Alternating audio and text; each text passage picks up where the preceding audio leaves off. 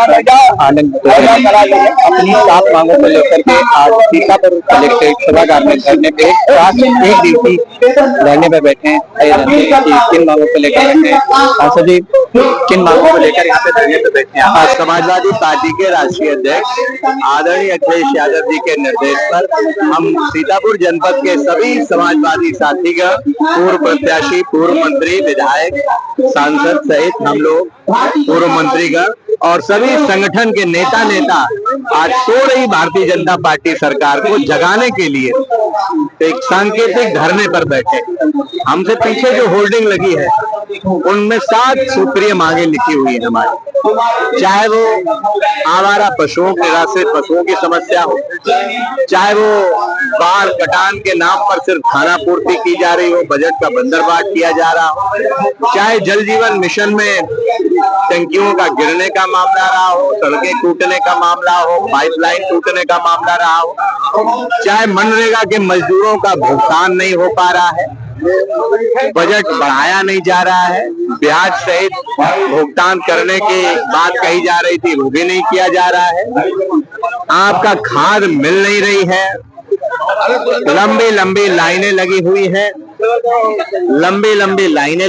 है, बिजली की इतनी दुर्व्यवस्था है, बिजली की व्यवस्था इतनी खराब है कि आज नंगे बदन छत पर किसान गरीब लेट रहा है, बिना कपड़ों के। ट्रांसफार्मर गांव में फूके हुए हैं, महीनों बदले नहीं जा रहे हैं।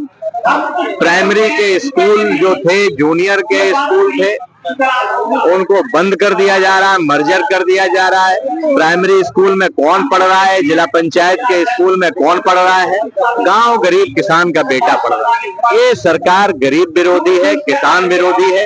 इसलिए हर मोर्चे पर जो किसान और जनता से जुड़े हुए मुद्दे हैं, जन सरोकारों पर पूरी तरह विफल है।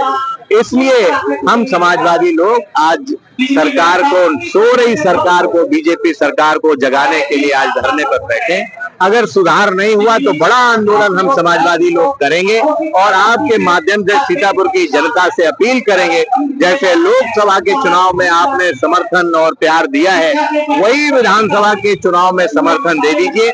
हमारे 9 विधायक जिता करके दे दीजिए।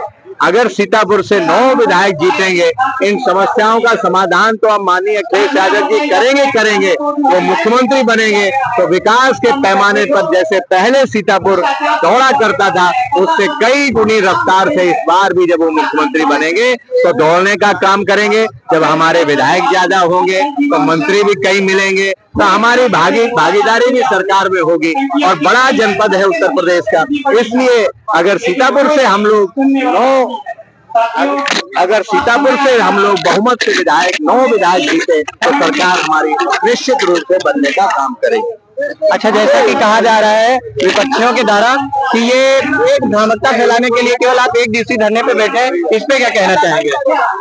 नहीं, कौन क्या कह रहा है हम उसकी परवाह नहीं कर रहे। सवाल ये है कि जनता क्या कह रही है। जनता आज खाद के लिए लंबी लंबी लाइनें में लगने को मजबूर है। जनता आज बिजली से हाहाकार कर रही है, बिजली नहीं मिल रही, गर्मी में, उमस में ट्रांसफार्मर नहीं बदले जा रहे, जनता उसको लेकर हाहाकार कर रही है। जनता निराश्रित पशुओं को लेकर के हाहाकार कर रही है। मनरेगा के मजदूरों को मजदूरी नहीं मिल रही, वो हाहाकार कर रहे हैं। तो इसलिए कौन विपक्षी क्या कह रहे हैं, सरकार में बैठे लोगों को तो हरा हरा दिखाई ही देगा, क्योंकि उनके सरकारी चश्मा लगा है। इसलिए सरकारी चश्मा से हर जगह खुशहाली, तरक्की दिखाई देगी। अगर असली देखना है तो आप गांव की गलियों में जाइए, किसानों के बीच में जाइए, तो फिर आपको सूरत हाल उत्तर प्रदेश के क्या है वो आपको पता चलेगा। अच्छा, जैसे कि आपने पीछे लगे बोर्ड का जिक्र किया है, ऐसे एक बोर्ड सामने लगा हुआ है, काम धंधा डबल इंजन सरकार, इस पे क्या कहना चाहेंगे आप? मैं फोटो देख रहा हूँ, किसी की लगी है कोने में, वो देख के बड़ा शर्मा रहे हैं कि आज ये हजारों समाजवादी 48 घंटे के आह्वान पे यहाँ बैठ गए। लगता है हमारे जाने का समय है और समाजवादियों के आने का समय है। जो स्कूल बंद किए जा रहे हैं, सरकार कह रही है कि आप लोग इसको एक मुद्दा बना रहे हैं, उनको बच्चों को संगठित करके ज्यादा सुविधाओं देकर, एकत्रित करके ज्यादा सुविधाएं देकर अच्छे रूप से पढ़ाई का ज्ञान देने का कोशिश की जा रही है, जिसमें आप लोग इसका एक बाधित कर रहे हैं। इससे क्या जाके पैर न फटी दिवाई, वो क्या जाने पीर पर आई। ये सरकार में बैठे लोगों के बच्चे कहाँ पढ़ रहे हैं, जरा पता करना। गांव के स्कूल में किसका बच्चा पढ़ता है? जो स्कूल मर्जर हो रहे हैं उस गांव में जाइए, वहां के परिवारों से पूछो।